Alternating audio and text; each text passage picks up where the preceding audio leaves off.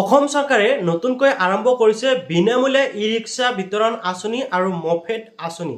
তো এতিয়া আপোনালোকে যদি ই-ৰিক্সাৰ বাবে আবেদন কৰিব বিচাৰে, যিখন নেকি বিনামূলীয়া ই-ৰিক্সাখন দি আছে তাৰ বাবে আবেদন কৰিব বিচাৰে, তাৰ ক্ষেত্ৰত ফাৰ্ষ্ট টাইম আপোনালোকে এই যিখন ফৰ্ম দেখিবলৈ পাই আছে এইখন ফৰ্ম আপোনালোকে কি কৰিব লাগিব, সংগ্ৰহ কৰিব লাগিব। আৰু সংগ্ৰহ কৰাৰ পিছত আপোনাৰ যাৱতীয় নথিপত্ৰ প্ৰয়োজনীয় নথিপত্ৰসমূহ আপোনালোকে একেলগ কৰি আপোনালোকে এইখন ফৰ্ম আপোনালোকে কি কৰিব লাগিব, অনলাইনত সাবমিট কৰিব লাগিব। তো এতিয়া প্ৰথমতে আপোনালোকে যদি চৰকাৰে যি ই-ৰিক্সা দি আছে বা আপোনালোকে মফেডখন ল'ব বিচাৰে তেনে ক্ষেত্ৰত প্ৰথমতে আপোনালোকে এইখন ফৰ্ম সংগ্ৰহ কৰিব লাগিব। তো ফৰ্মখন কেনেকৈ সংগ্ৰহ কৰিব, লগতে আপোনালোকৰ কি নথিপত্ৰৰ প্ৰয়োজন হ'ব আজিৰ এই ভিডিঅ'টোৰ জৰিয়তে আপোনালোকক জনাম।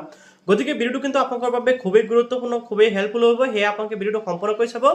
লগতে আপোনালোকে ভিডিঅ'টো ভাল পালে নিশ্চয় লাইক কৰিব আৰু চেনেলটো সাবস্ক্ৰাইব কৰিবলৈ পাহৰি নাযাব।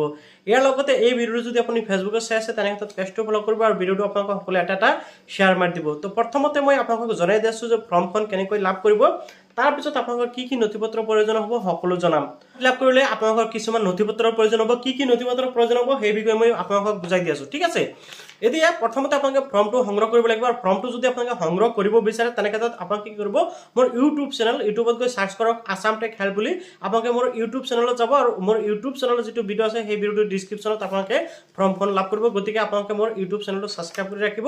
এতিয়া প্ৰথমতে ফৰ্মটো সংগ্ৰহ কৰিব। ফৰ্মটো সংগ্ৰহ কৰাৰ পিছত আপোনালোকে ফৰ্মটো ফিলআপ কৰিব লাগিব। ফৰ্মটো ফিলআপ কৰাৰ একদম সহজ পদ্ধতি, আপোনাৰ নাম দিব লাগিব। ইয়াতে আছে আপোনাৰ ই-ৰিক্সা লাগে নে আপোনাৰ মফেড লাগে, আপুনি সেইটো সিলেক্ট কৰিব আৰু আপোনাৰ এড্ৰেছটো দিব লাগিব। নামৰ লগতে আপোনাৰ আধাৰ কাৰ্ড নাম্বাৰ, ফোন নাম্বাৰ দিব লাগিব। আৰু আপোনালোকৰ ডকুমেণ্টছৰ ভিতৰত কি প্ৰয়োজন হ'ব সেইটো মই বুজাই দিছোঁ। আপোনালোকৰ আধাৰ কাৰ্ড থাকিব লাগিব, ভোটাৰ আইডি কাৰ্ড থাকিব লাগিব, বেংক একাউণ্ট থাকিব লাগিব আৰু আপোনালোকৰ ফটো এক কপি লাগিব। বাছ এইখিনি ডকুমেণ্টছ হ'লে হ'ব।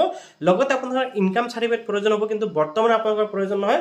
জাষ্ট আপোনালোকে লিখিব লাগিব কিমান টকা আপোনালোকে বছৰি ইনকাম, সেইটো আপোনালোকে লিখি দিলেই হ'ব। জাষ্ট আপোনালোকে ইয়াতে চিগনেচাৰ কৰি ফৰ্মটো সাবমিট কৰিলে হ'ল। তো আশা কৰোঁ আপোনালোকে নিশ্চয় বুজি পালে যে যদি আপোনালোকে যিটো নেকি চৰকাৰৰ তৰফৰ পৰা ই-ৰিক্সা দি থকা হৈছে বা মফেড দিয়া আছে, আপোনালোকে যদি ল'ব বিচাৰে তেনে ক্ষেত্ৰত আপোনালোকে ফৰ্মটো সংগ্ৰহ কৰক। তাৰপিছত আপোনালোকে ফৰ্মটো ফিলআপ কৰাৰ পিছত আপোনালোকে অনলাইনত সাবমিট কৰিব লাগিব। এই ফৰ্মটো আপোনালোকে 30 নৱেম্বৰৰ ভিতৰত সংগ্ৰহ কৰিব লাগিব।